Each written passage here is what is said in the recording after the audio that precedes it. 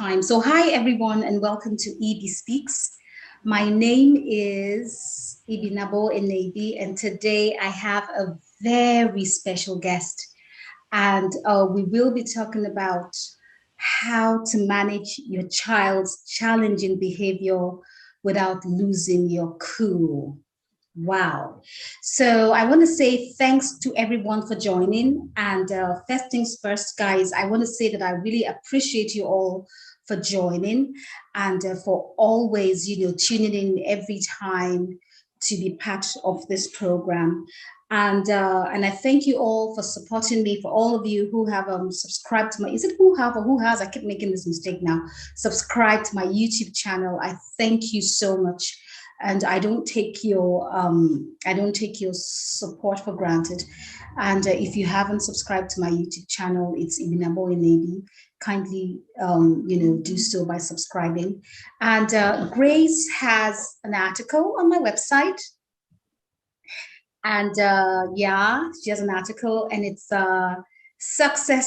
successful tips on how to manage your child's challenging behavior without losing your cool.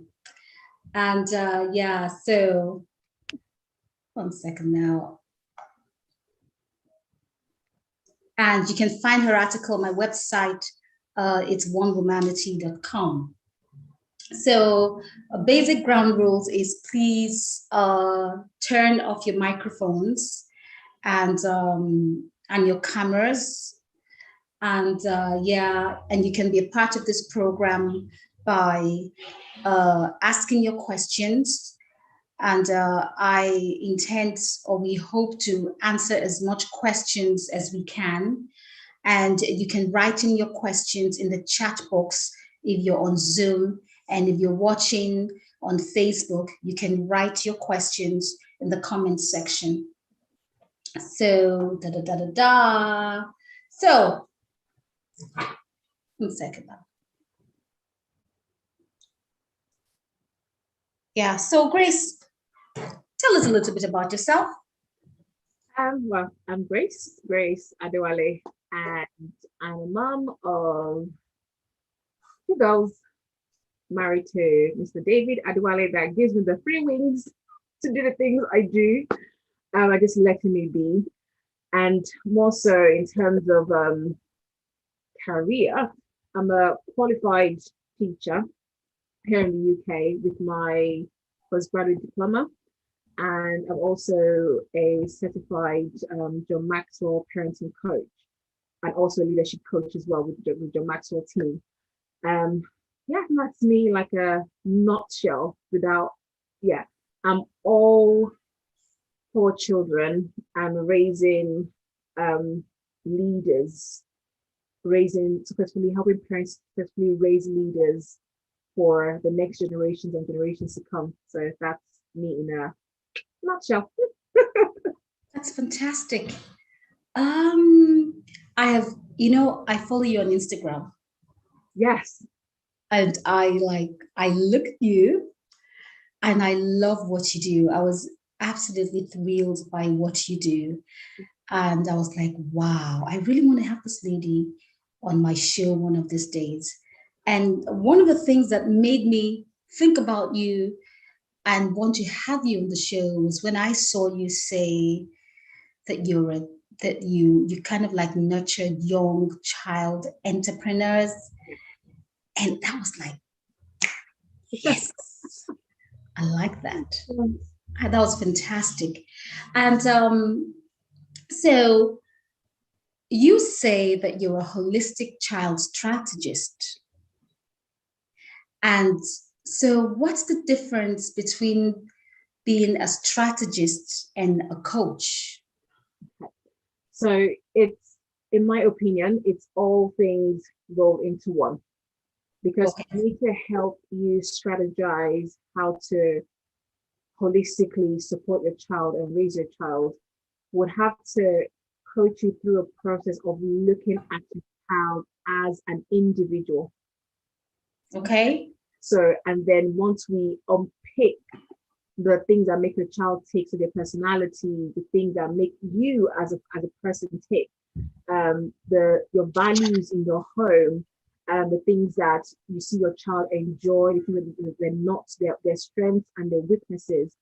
By the time we unpick those things, then we can then strategize and then decide, okay, how can we help this child to thrive and be all that they can be with their strengths and their weaknesses. So you can then say you've done all that you possibly can to have successfully raised this child to be all that God has called them to be.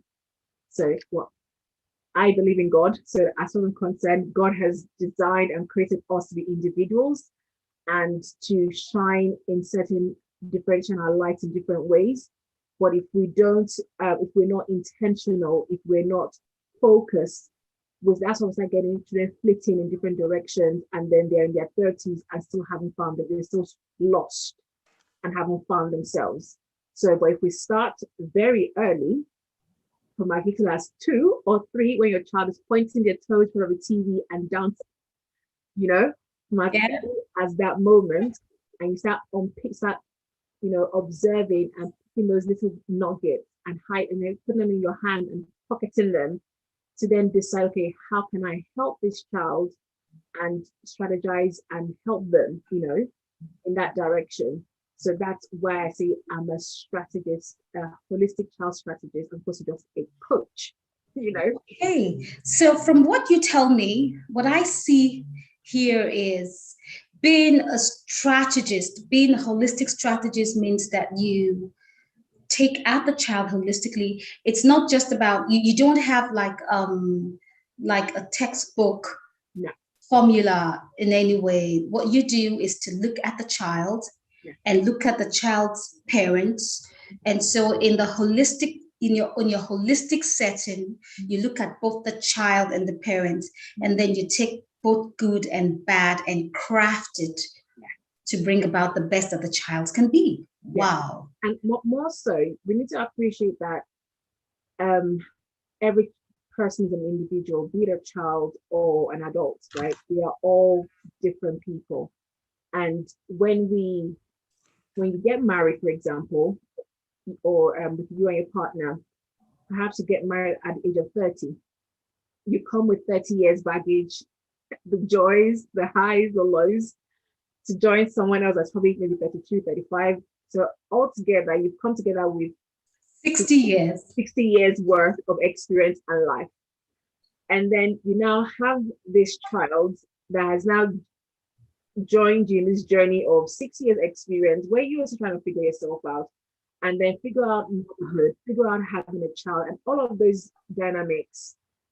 And that's just the textbook way to go about it, because your family unit as it stands has its own DNA, right? Has its own footprint, has its own, thumbprint. So I can't say what will work for family A will work for you. I could borrow some things from them, but in the grand scheme of things, I still have to look at your family as an individual family and your children and you, and then see how we can make something beautiful out of that, because that's exactly what God will desire, right? Because He individual people and loves us as individual people and wants us to thrive as such. Yeah. Let me welcome our guests. So I have Blessing, I have Sunny. Oh, yay, that's my husband. Yeah. And we have somebody. Yeah, it's Olga. Yeah, so that's fantastic. So your volume is a bit no. Yeah. Okay. I think I'm not quite sure why. Okay. Perhaps now I say this, I might try logging with my phone as well. I do apologize. I'm not quite sure why it's that low. Just give me 2 seconds. Is it okay if I come off camera 2 ticks? Pardon? Is it okay if I come off camera like 2 seconds? Do that. That's fine. Okay. What am I doing now? Hold on. Yeah, that's fine. It's cool. Just relax.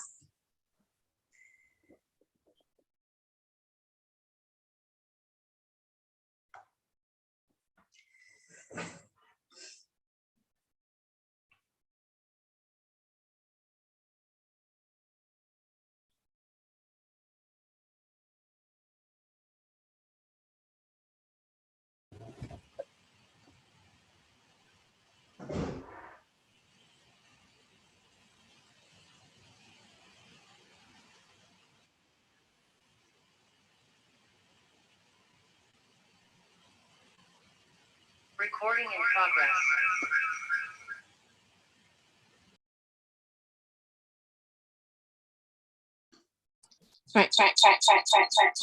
Okay, you have something echoing. How many devices do you have on? Right. I think we're good now. Oh, perfect. It's all sorted. Yeah. Oh, fantastic. So, all good. Yeah, that's perfect. So, I'm not quite sure why it doesn't come to sometimes on Zoom. So I thought I came prepared. I had that in mind that could be my plan B. If that we ever said so. Okay. You are a strategist. Okay. So, before we, well, are you, can you come back on camera now? Oh, yes. Hold on a second.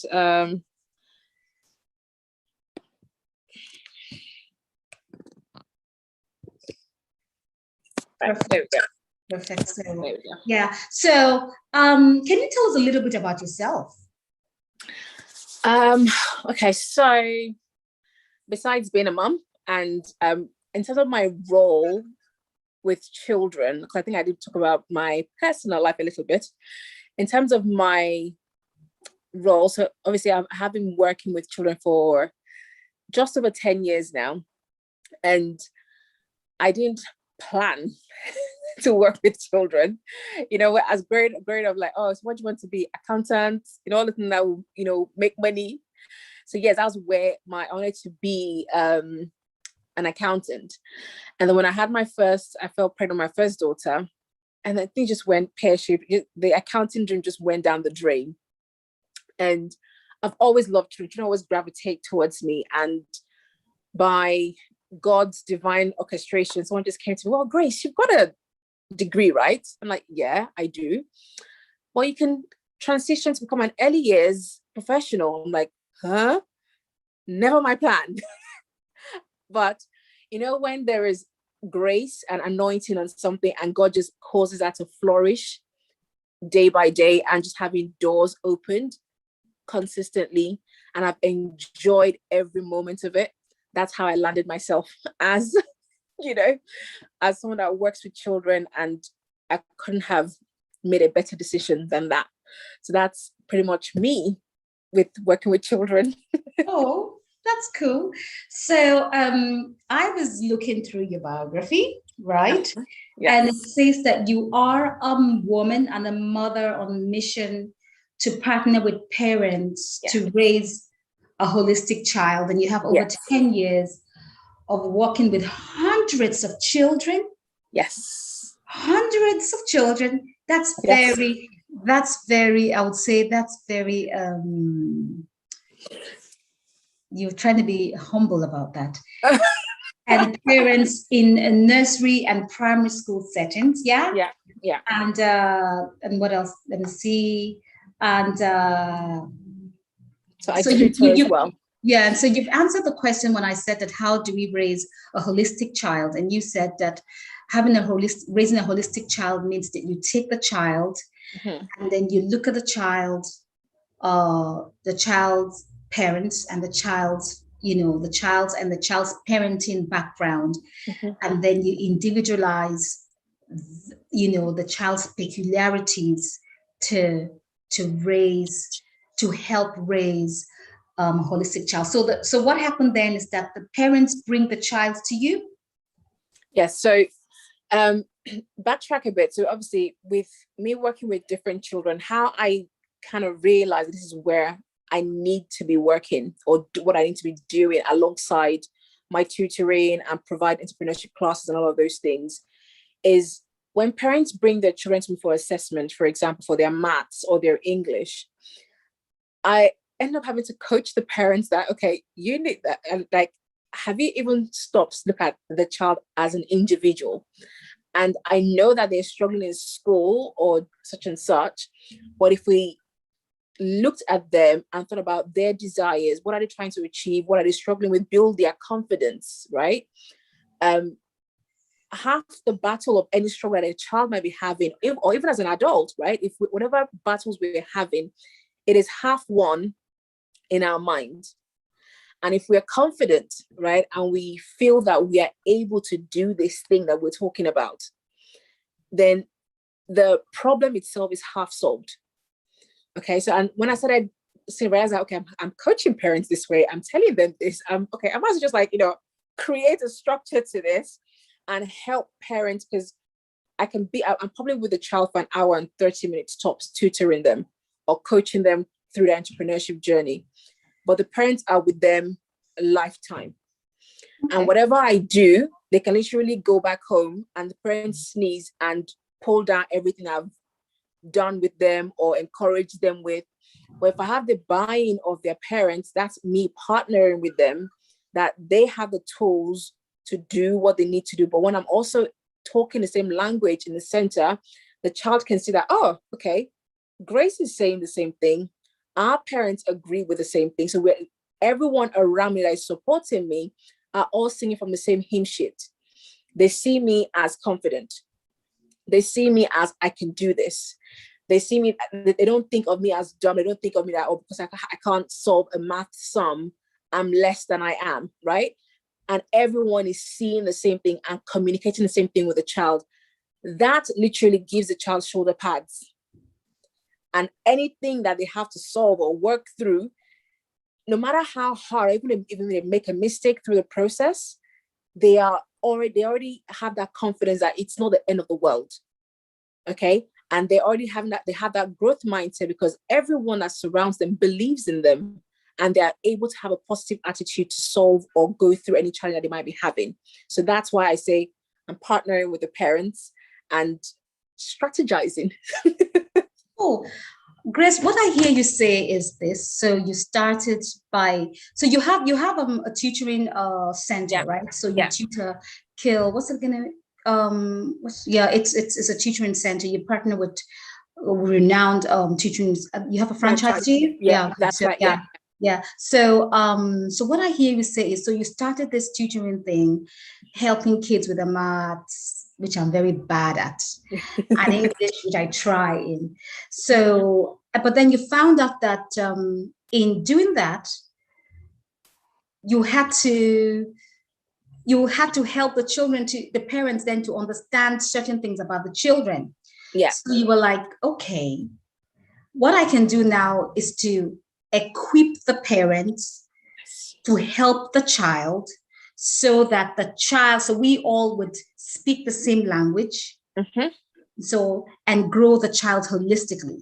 Yeah. So that's what brought about your parenting, your coaching. Yes.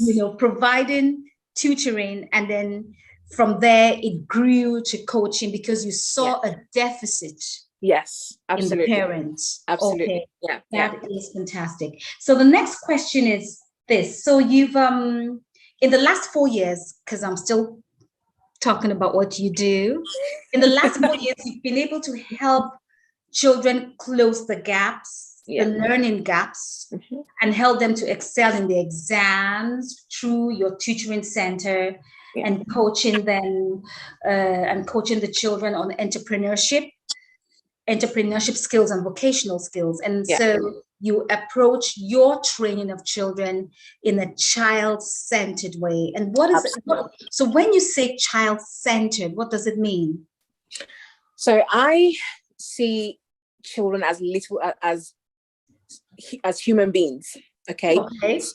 The moment, and I say that as not, yes, they're humans, they have the biology of a human, but I don't see them as, very like they're children. You know how back home, growing up anyway, we'll say, well, children are meant to be seen and not heard, kind of thing. Yeah. It is more, no, they are children, but they are also people that have a voice, that have emotions, that have needs. And howbeit progressively becoming mature, they're still people. Okay. And whatever their needs are, or however they're choosing to communicate their needs, it's valid. So being sorry? I'm listening. Okay. So being child-centered helps us to actually come off as parents off our high horses, if I like to say, come off our high horses, like we know it all, or we know what the child needs, or we assume that we know what the child needs. we're able to look at the child and listen to what they need, and they will provide accordingly. So we're not overdoing, we're not overcompensating, or we're not under providing either.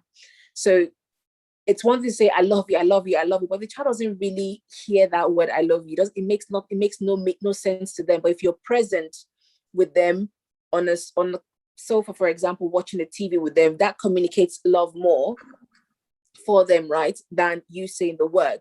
But you might not understand that about your child if you're not paying attention to what your child actually needs. So hence why it's child-centered.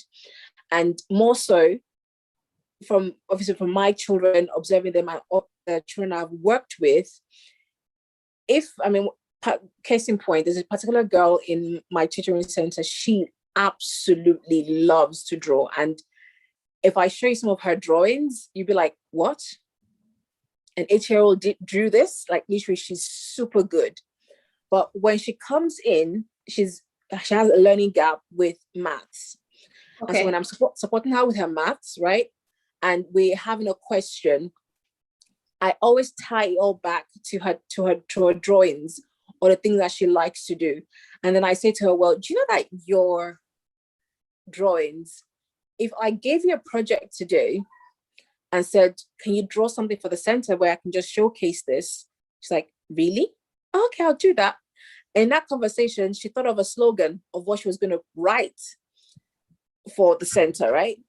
And I said, okay, well done. And she was all through the lesson, she was talking about, oh, I really want to have Nando's. And I said, well, what if I paid you for the Nando's, but I'm going to pay you for your drawing for me, and you have some money and some change for your Nando's? How would that sound to you? Sis, that maths that we're struggling with, she bolted through the lesson, and this girl was beaming. You know, I was like, for me, I've spent, about a year with this child over a period of time. I've taken time to look at what makes this child happy. I've paid attention, okay, to the other areas that gives this child joy. Okay, so whatever else I'm going to add to it academically, it would only be a bonus because I'm singing what makes her heart sing. You see what I mean? So for me, that's why I say child-centered, child-led. You know what you've just done? So I want to recap because I also want to understand, and I'm speaking for I think I'm like a parent, like the audience listening as well. So child-centeredness is seeing the child as a person. Yes. Right? So you know the way in our place you'll say, I bet no matter how small beginning with they talk. Yes. Yeah. So you're saying that one won't fly. No, that's the finish. Even for exactly. So we're failing our children by saying, I bet not small begin with no self. Yes. We're failing the child. Yeah. So we want to see the children as adults, as complete human beings in a small body. Absolutely. So they have, and you know what? I saw that about my children when they were little. Well, I didn't connect the dots the way you're connecting it now, but I was like, this can get sense. So, you know, it gets sense. You know, because I saw that they understood, they had perception and stuff like that, like I would have had, or they were little. So that kind of like, but then I didn't take it that far. So you have that aha moment. But you're like, I beg you, Jenna, small picking. You don't even look at if the child has feelings or stuff like that. So you're saying that we should look at the child as complete persons with character, perception, idea, intelligence. Yes. And not to look at them as small children. And that the children also have their own love language as well. Oh, yeah. So like you said that you can say, I love you, I love you, I love you. But then you have to show that love by doing something together with the child. And also you said something about teaching that girl maths. You went out. Listen, I wish you were my maths teacher. Do you know that I hate that thing till tomorrow night? Whenever they are teaching you maths like that, I'll be blinking like this. Oh, like what just happened? Like I'm looking at the blackboard and I'm saying today I must know this thing. Then I see all of a sudden the blackboard is full. Where did we get? They were talking about simultaneous equation. How did you get to ask at graphs? My goodness gracious me! And then I'm lost. I'm like, you know what? So I give up. So you taught the light in the child, and so you used what she loved to catch her attention. So you made her realize that she had something and she knew something. Yeah. So you used her art to trigger her interest in maths. Yeah. Why were you to my maths teacher? Okay, so we'll just go on. We'll go on. That's very good. That's very interesting. Now, in your experience, right, with parents, right? Now we're going to talk about the behavior now. What is the number one pressing need that you've come across? Oh, depending on the age of the child. So if it's a toddler, okay, as a toddler, most of the needs will be like more like tantrums. We're giving them instruction, they're not listening, or they have their own world. They're in their own world and in their own space, which is developmentally appropriate, by the way. Okay. Okay. But, yes, really? So the tantrums is developmentally appropriate for that age. Yes. And it's not bad behavior. No, because the tantrum, actually, it is us that perceive it as tantrums. So I don't say terrible twos, I say triumphant twos. Okay. So, and why I say that is because bear in mind, these children, they haven't been talking for a very long time. It is usually on or around the age of 2 that they realize they have a voice. All right. It is usually they've been babbling, they've been having single words, and you've just been picking them up. Like, please, I'm going out in a buggy. Bye, we're going. Or you want them to eat the food, you pick them up, put them on a high chair, and you feed them. But then they realize that, mate, I can actually talk, and you understand what I'm saying to you. Then come on, let's get this show rolling. Do you want to eat? No. Do you want to do this? No. And then you're there coming to especially if you're a new mom, you're there coming to this part of how can this small teeny child in this small body be telling me what to do, when to like it's just you have to toe the line. But at that point, it is for you as a parent that is emotionally mature. Oh my gosh. Take it home, girl. Okay, let me take notes. So now I know how to support them and help them navigate through that season in a right way, because you don't want to keep shutting them down. 2 things can happen in that season if you're not paying attention. As with anybody, really, you shutting them down consistently will keep chipping off at them and their person. And bear in mind, they're just trying to find themselves and own their voice. But if you allow them to have value, allow them, whatever they're saying, to have some weight to you. So, for example, and this is I'm saying this now in hindsight, it sounds sweet, but if we schedule ourselves, like, okay, for example, you're trying to go to work and you're rushing off to the nursery, and you ask your 2-year-old, come up, put on your shoe, and that's when they are running up and down. Like, we need to get out of the house. It's not that hard. Mm-hmm. Here is your shoe. No. Okay, why don't you want to put on your shoe? No, it's not. Please just carry the shoe, put it in the bag, and say, when you're ready, I understand you don't want to put on your shoe now, but when we step outside, you're going to need your shoes on because your feet are going to get soggy and wet. Communicate. I'm going to put your shoe in the bag now, but when we get out of the car or when we get in the car, this shoe needs to come on. Now, depending on the kind of child and their personality, you will find ones that will, yield eventually and just, okay, mommy, and they put it on. And you'll find the ones that are, they push a lot with when demand is being placed on them. They want to be able to do it in their own, on their own terms. Okay, welcome to my world. They want to do things on their own terms. It's okay. But as long as they understand, and from that age, they begin to understand consequences. Because if you're choosing not to put on your shoe, and I step out of the car and say, well, we need to put your shoes on now, and you're still refusing, when you put the child's feet on the cold floor, the child will run up and say, no, I don't want it. Well, now, do you want your shoe? Yes, mommy. Oh, okay, here we go. You have not stressed. You have not raised your voice. You have engaged your child in the learning process of why you need to put on your shoe, especially when you're asked to. Okay? So next time when you carry shoe and say, here is your shoe, we are going out. Sharpish. We put on our shoe. Grace, but at that point in time, you have to leave the house at 5 in the next 10 minutes. And if you don't leave the house in 10 minutes, you're good. So why do you have the time to be engaging in that something? So that is why for us, because we are the ones that put this time pressure. The children at that point do not understand the concept of time.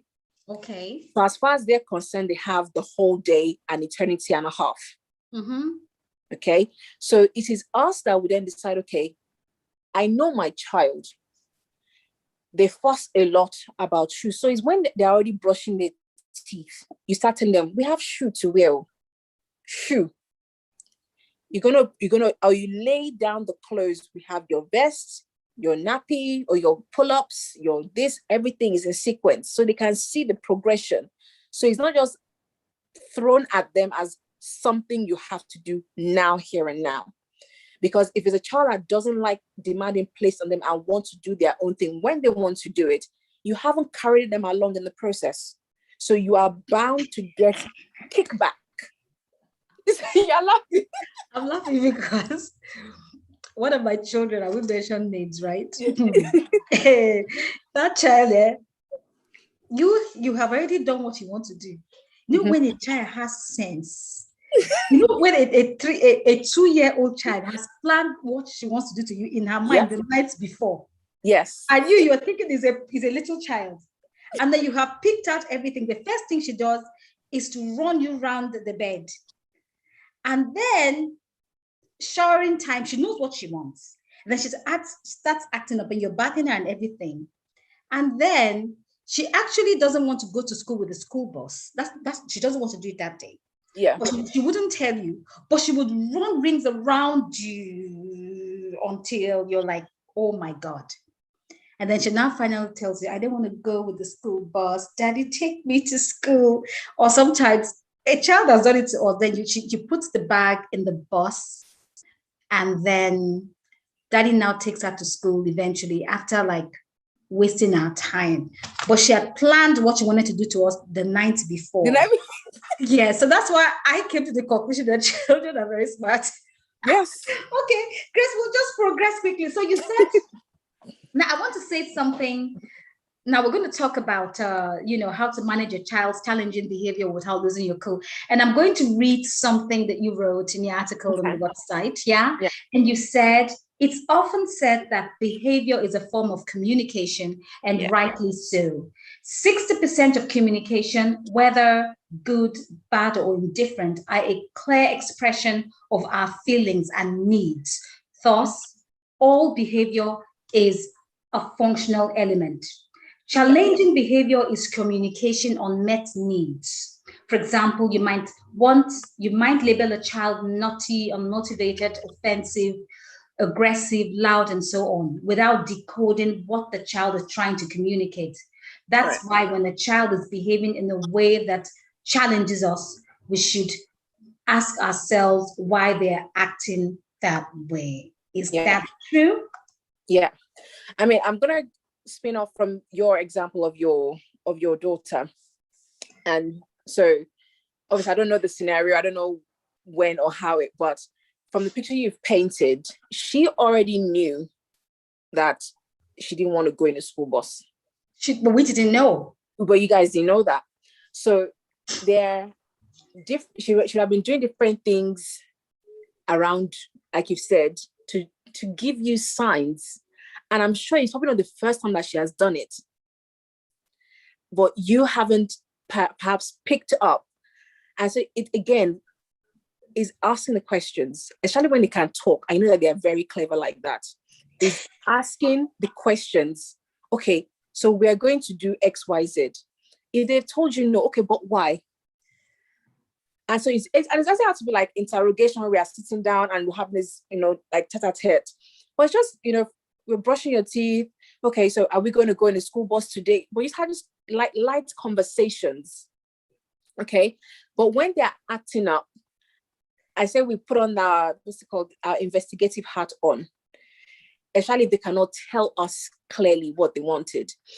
But your daughter eventually was able to tell you that even you sourcing, that was what she was desiring of. So that means we could have cut down that time of running rings around you, like by miles. If I just ask a question, Guy, what is the matter? Like, what exactly do you need? What is it that you want? Because she probably would have told you. And if she had felt that, okay, if I said this to them, they would take me to school. But I think she probably pushed it to the very end, knowing that if the bus goes now and they have no other choice, they will take me to school anyway. But you wouldn't have known that, right? So she's trying every single avenue. No, that was the first time she tried it. And then she now said, okay. And then when she started doing, then after maybe a month later or something, she would now bring up another thing. And then we now knew that this became 1+. There's a pattern. 1+ Ojoro. So, okay. School bus, don't worry. Bus driver, don't come. Yeah. We're taking her. Okay. And so that's what I was saying about how a lot of the behavior there is communicated until you were able to, after a few investigative patterns that you have noticed, you were able to say, okay, actually, this is what she's trying to say. But eventually you got it and you're able to follow through. And it's for much younger children, it's quite hard, for them you have to be like literally investigating and checking, is it that one until you come to the conclusion. But again, it's not hard to help the children to follow you through that process. So if you say, I don't understand what you want from me. I can see you're upset. I can see you don't like to do this. I can see you don't want to do this. Can you help mommy? How can I help you? So you engage them in and from that onset, from the beginning, they see your relationship as a partnership as well. Okay. And it makes it easier for them to, it adds up as they're now becoming older and they're teenagers, they're able to easily communicate their feelings of whatever, as and when they've got the vocabulary for it, they're able to communicate with you much better. But it starts from then. Okay. So just one more thing. So guys, if you have any questions, kindly write out your questions and we will be able to answer as much as we can. Now, you said, let me see, you say behavior. Yeah, you've answered that question. Yeah. So challenging behavior is communicating needs that are not met. So for example, if she was naughty or a child is naughty or stuff like that, is because she's communicating a need that is not met. Now, I want to ask you this, right? And you said something again that touched me, that was that kind of like, again, illuminated my mind. You said, just this morning, I was reminded that my disposition influences how I respond to my children, right? Yeah. And you said, I was tired and cranky and just needed the extra 5 minutes laying for almost everything that the children did. I had something negative to say. Thankfully, I cut myself quickly and withdrew to recoup. Only then could I give my girls a better version of me. After that, everything seemed to reset like clockwork. So, from what I see, you say that we also have to check our attitude as parents. Yeah. Yeah. So perhaps a little bit of background. So I've got two girls. One of them at the moment, with the younger one, and I say at the moment because I would trust in God for a breakthrough with her, but she has special needs, and it's a myriad of things, but she's healthy in her body, but developmental delay, border, autism border, so many things, right? So sometimes during the night when she wakes up and she's banging her bed, banging, and it rivets the whole house. Like I think that very night, that day I was talking about, literally I jumped out of my bed, like I thought that someone was something like a card bashed into our wall. I felt it felt, so bad. So that my sleep was disrupted. I was like, I'm done. I was really, really upset that morning. So we're in the kitchen doing all of those things, and I knew I was tired. I didn't set out to go downstairs preparing breakfast and all of those things to be irritated or whatever. But when my older daughter, she picked up her drink and then did this. I'm like, are you a child? Why are you, baby? Why are you cleaning? Why are you cleaning your mouth with the corner with the sleeve of your shirt?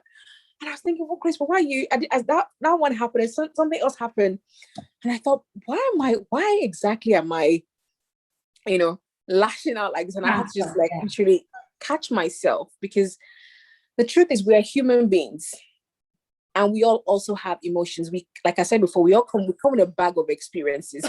We come with a bag of things that has infused our mind and our makeup as to how we respond to things, right? So me reacting that's my African, how my African mother raised me, how my aunties would everything I knew and I've learned went right out of the window. But thank God for the Holy Spirit that reminds us of the things that we have learned. And I'm able to okay, no, Grace, adjust yourself, and then come back and do what I know that is right, So it's okay for us to fall short and, lose our cool sometimes, but at least we know that it is not the right thing to do, and then reset, because then it changes everything for us. And it's okay to also apologize if you know that you've really pushed it. Apologize to your children, like, guys, I know I failed, I didn't do right by you, Yeah, I do that. Yeah. And but they cut you out. And they know how to. So okay. Yeah. So you said something that I was going to ask you again. So I said your story, what you shared, or what I just read, completely debunks our upbringing, right? Oh, yes. The way our mothers used to reset our brains with omorogun, that kind of way, and corner eye. In my place, we call it ominiba. Ominiba means eye, that when they look at you, the way they say, if eyes can kill, you'll be dead. So what you've just said to me just kind of debunks all of those things. Yeah. So you're saying to me, or you're saying to the parents, is that you have to sometimes take back. But I sent you a voicemail when we were talking, I don't know if you listened to the voicemail. I said, when I read the article, I said, I have learned so much from what you said. It kind of debunked everything that we've been, the way our mothers brought us up. Mm-hmm. And that I said to you also that sometimes parents have a lot of things they're going through. And sometimes you say to yourself, me, I have my own problems. Yes. There's no one just kill me. And sometimes the frustrations that we have, and you're frustrated, you want to, and then the pikin does not come and go and bring his own problem and come and join your own problem. So sometimes when life is happening, you do not have the time to catch yourself and start talking, because in our culture you say, hey, How can Pikin tell you what simple do? You just spoil them now. You just spoil them. So for this, my house, Pikin can never tell me what to do. So you're saying that we should give the children a chance and hear them out, and then and then negotiate. Yeah. Sometimes. Yeah. So and you're saying that there is a message behind the child's behavior. So we have to understand why the child is acting the way the child is acting. So when we see, so what we see as being naughty could be a child communicating something to us without being badly behaved per se. Yeah. So you talked about the terrible two, for example, that it was a natural developmental stage. And so the no is not necessarily being badly behaved, but a natural aspect of development. But again, also, because I'm going to get back to the next, to the follow-up question. You're saying sometimes that when a child is acting in a way that we perceive to be negative, it's not necessarily being badly behaved, but a child communicating something to us. Yeah, absolutely. Okay. And in a nutshell, that's what it is. And the converse is the case too. So if a child is just laughing hysterically, wondering why is this child just laughing like this, right? As in, and just laughing and being loud and in there, and you're wondering why are you laughing? Can you please be quiet? And it's not. The child's not doing anything naughty at that. The child is just genuinely excited. You might not be able to connect and understand as to why the child is laughing, but the child is laughing, right? The child is happy, And at that point, it might be irritating to you that, please, can you just be quiet? If I'm making noise in my ears, But in that space and in that time, just have to honor the child, because again, they are sharing the same house with you. They did not come and beg you that I want to come from heaven. No, you should have to go and say I want to make children. No. So when they came, you need to allow them, and it's a journey. And I say it lightly as if it's so easy. It is not easy. Okay. So when the child is jumping up and down, you have an exam to write, and your brain is doing wing. You're saying the child has every right to express. So at that point, okay, so you have a perfect example. Obviously, at the moment, we were fortunate to have a garden. So when my madam is having one of those moments, I say, please, do you want to go outside on your trampoline and enjoy yourself, roam free, Otherwise, if they are doing that at that time, and they know that you're trying to, they can see you're at the computer, you're trying to be busy, and they're in their own world doing their own thing. They could very well be trying to do it to get your attention. Okay. So what if we now say, okay, listen, I can see you are excited, and mom is very excited for you. What are you excited about? And they come over, they tell you everything. And then you pretend like, oh yeah, oh really? Wow, that's amazing. Okay, right. Do you know what? Do you want to go to your room and carry on? And, let's see how you get. So maybe you can create something, and then we can come back and they can tell me some more.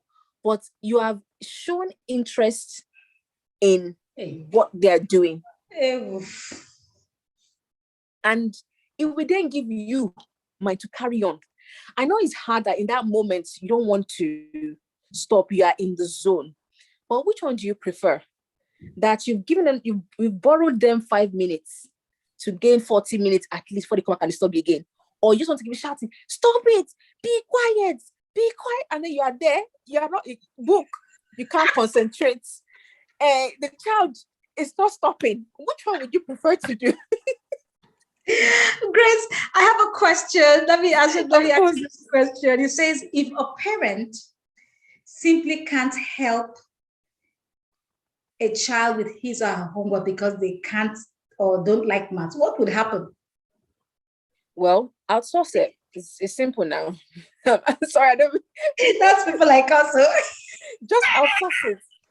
See, so my older daughter is in secondary now, and obviously now she's doing science.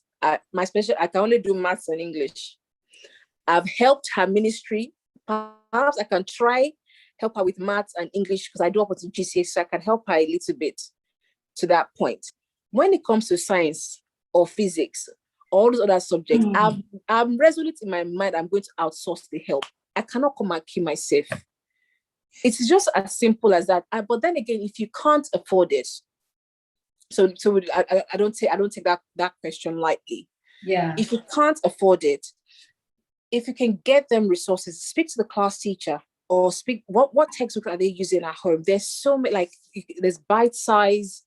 There's so many resources out there, especially in this digital age as well, that have modules that they can do to help them practice.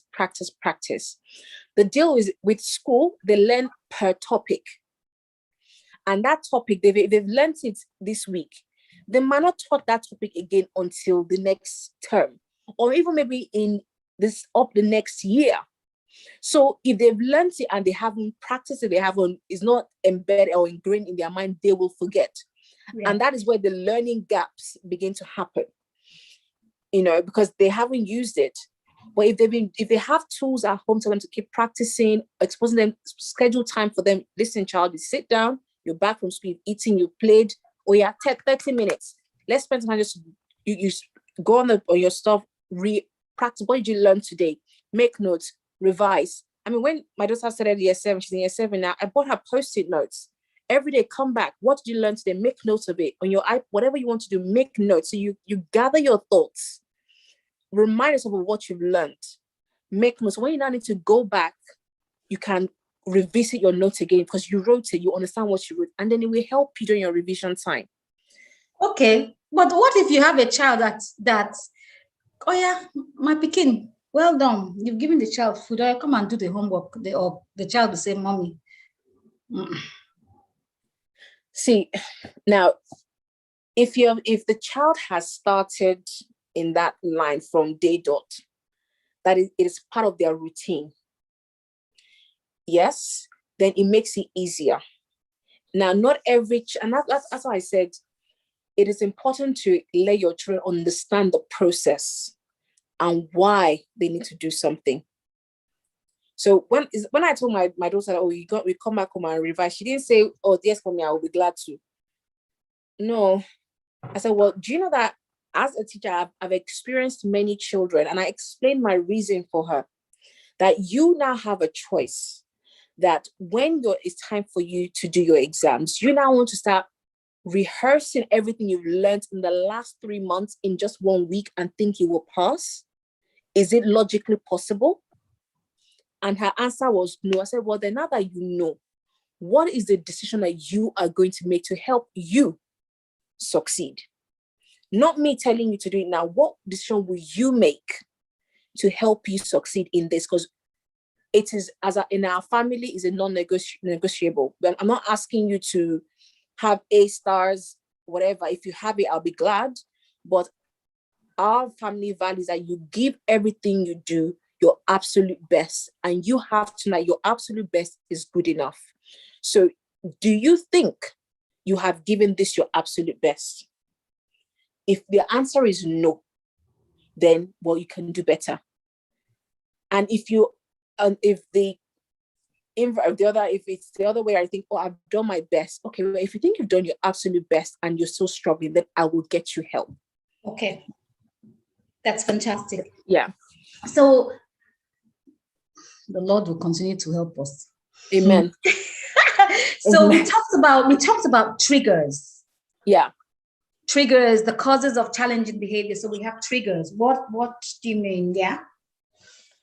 Oh, triggers could be from anything. It could be from hunger to hormones to something that someone did to them the day before, or perhaps something that they watch on TV. It could be anything. Okay.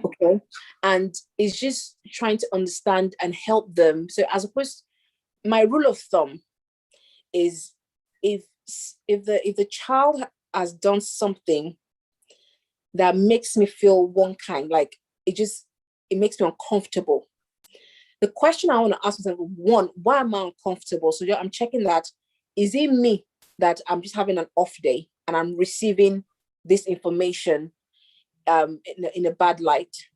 Or is something else happening in the child's space that is making them behave in a way that they're probably not, it's not their normal disposition to do so.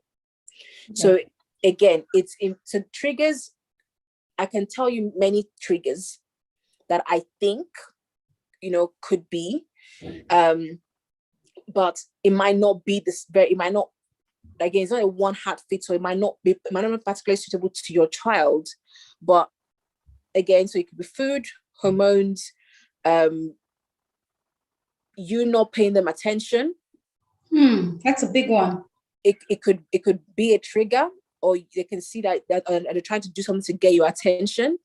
It could be that, and because they know that they do something, you will talk, right? So you shouting or you being nice, it is attention you're giving them regardless. Yeah. So it's, again, it could just very well be that. And if it's more for like younger children, it could be their clothing. The labeled, I don't know if as an adult, sometimes I cut off the label on my clothes. And I cut it off. And it will just be just so that the child doesn't want to wear you put on the clothes and child, no. And they're taking the clothes off. I wonder, but this clothes is nice. I bought it. You have to wear it. No, but the child doesn't want to wear it because it's uncomfortable. But they can't tell you that. So just, again, it's a lot of things, Yeah. Okay. And again, the other question also relates to that. So what are the potential causes of challenging behavior in children? We talked about, you've answered that. So let's talk about, then we talked about, so what steps can be taken in understanding the child? You talked about the 3 approaches. Yeah. So it's the internal approach, just to, again, see what's going on the inside of the child, how they're feeling, are they poorly or something? And then the external approach, again, what's in their environment? Is it their brother or this that's annoying them and they're now acting, or someone said something? Is it an external factor? And then the interactional approach is that conversation where you now, trying to dig deep, ask the why question. Okay, so but why did you do that? Because I'm not happy. Okay, but why are you not happy? Because I don't know. Well, something's not making you unhappy. I don't know. Have you eaten? No, but what happened? So when you have the 7 levels of whys. When you ask the first why, and there's another reason for that why, and there's another reason for that why, and they can understand the real crux of the upset, especially when you can engage them in that conversation. It might take a little while, it might be annoying after a while. And the child will like, but why? Just ask me the question why, but it would help them to also learn how to probe their emotion and dig deeper and help them to be able to manage that emotion next time when it happens. So one, it doesn't spill over to you or anyone else in the house, but it will also educate you about your child as to what is causing them to behave in a certain way. So it's, Fantastic. So we talked about that. And then the next question would be then, what are the tools that I need? How do I cope? Tell me what to do as a parent. You gave us some 5 tips. Yeah. So what I would say, I think the first thing to do is to observe exactly what is triggering the child at that particular point in time. So for example, I'm just going to give a very basic, like games or tech is one of those things that our children can be quite glued to. So you've said to the child, can I have your iPad, please? iPad time done. And obviously the child kicks a stinker that, no, I'm having my iPad, da, da, da, da, da, da, da. So that's a trigger. Your trigger at that point is you placing a demand on the child to give you the iPad back. And obviously, as a result of that, the action of the child is that they've talked back at you or they've refused. And then your response at that point in time is what makes a difference. Okay. But over time, when you are able to keep a note or a diary of those triggers, or even if it's out of character for a child to tell you no, then you want to think and look around, okay, or think as a child eating, what exactly could be the cause? When you've done an observational approach, maybe for a week or so, especially for a behavior that is really rampant and you truly want to get to the bottom of it, do a diary and think of what are the triggers, and then you'll see a pattern. Then once you've figured out what the pattern is, okay, you understand the warning signs. You're able to now, either if it's something that is causing that trigger, you're either able to remove the child from the trigger or help the child navigate through what those triggers are and how you can support them to know how to respond better when those things trigger them the wrong way. Then ultimately acknowledge their emotion. Don't just dismiss it. I'm like, please, why you be like that? And just take it as with a pinch of salt. Acknowledge that they're feeling that way. That, okay, I can see that you're upset. I can see that you're frustrated. I can see that you are under pressure or whatever it is. But in that same space, especially if you've given them an instruction, tell them as assertive as possible without, showing them that you are upset or with a strong face or shouting or all those extra antics, right? Keep your straight face. If you can then go out, even if you need to not respond to that emotion there and then, go out, count to 10, come back, and then deal with the situation. Okay, listen, I've given you an instruction. You need to do it, and I understand that you're upset, but right now, this is what we need to do. So you help them, okay, I've placed a demand, you have to do it, but I acknowledge you're upset. I acknowledge that you need to do X, Y, Z. It's okay. Let's work through it together. Okay.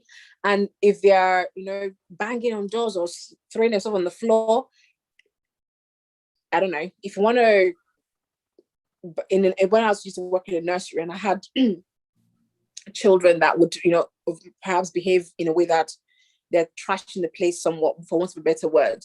So what I would do, I would usually sit on the floor.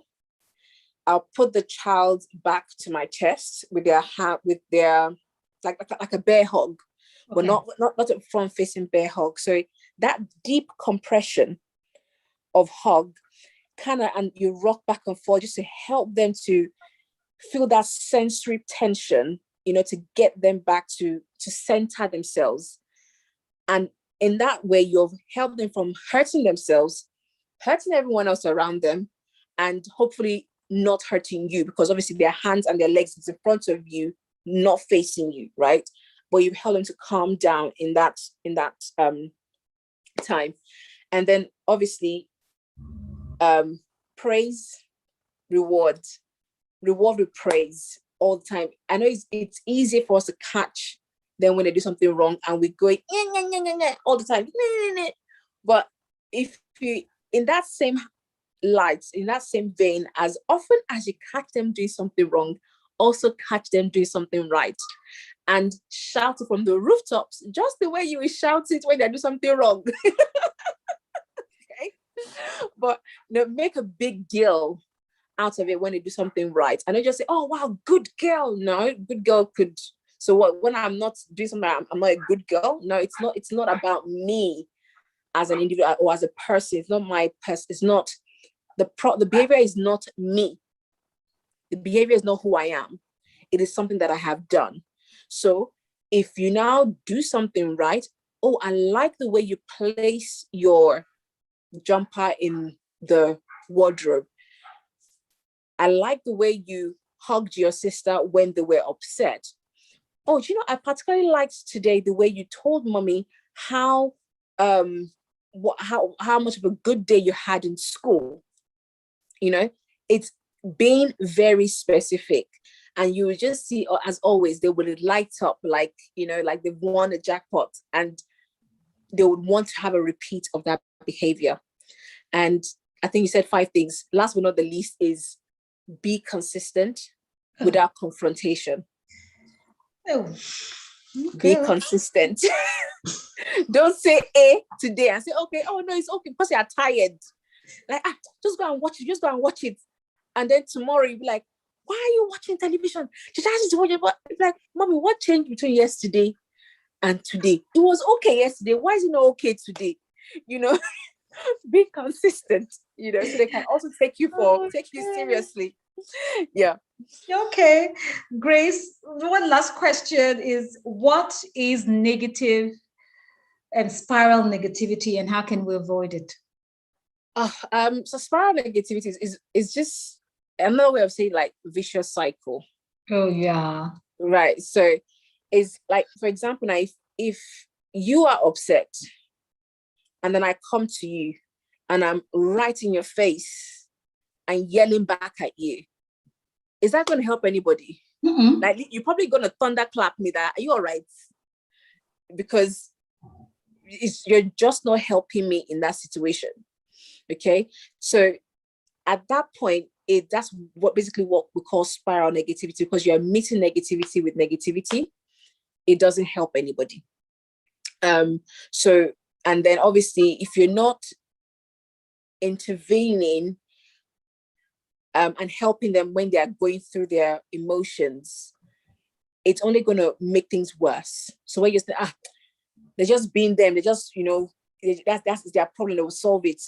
No, because they also need to feel that okay, I'm in a space where I'm not quite sure what I need to do.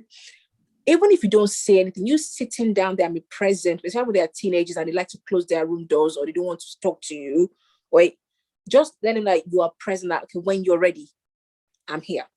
Okay. It goes a long way. And imposing penalties as well is just, yeah, it just makes things worse, you know, than actually, because you've met fire with fire, but you haven't dealt with the root cause of the problem. Yeah. There's just so much more. Yeah. Oh my gosh, Grace, I wish that we have like, I am just learning so much. I'm learning these tips for my grandchildren. Yes. Nice. Yeah, for my grandchildren. Yes. Because my children are all grown now. And yeah, I've learned, and I'm learning a lot as well. I would say to you that this has been an amazing time. Oh, I'm glad. Really enjoyed this, and I've learned, and I know that a lot of moms would also learn a lot. And so I just want to say to everyone, thank you for listening and joining us. And Grace has an article posted on my website, One Womanity, and it's Successful Parenting Tips: How to Manage a Challenging Behavior of your child without losing your cool. And Grace has her website, trainupperchild.co.uk. She is a holistic child coach. She's a John Maxwell parenting coach as well. And you can, if you read the article she wrote, just at the bottom of it, you can click down and go to her website and see all that she does. Now, some of my audience are in Nigeria. So if parents, for example, need your help, you know, so you could help children across board transatlantically. Yeah. So Grace, I want to say thank you so much. I don't think we've scratched the surface of this, but we don't have time. Yes. And maybe we should do another article and to talk more on this. But I must say to you, and maybe it's come back again next time, because I would love to. Yeah, because we have so much to talk about. So I'd like to thank everyone who's been part of this program. It's been wonderful, and we enjoyed bringing it to you. This is Grace Adewale, and Grace, thank you so much, and God bless you. And, thank you too. I would. Yes. Yeah. Okay. Yeah. Well, thank you so much. Yeah. Thank you so much. Bye.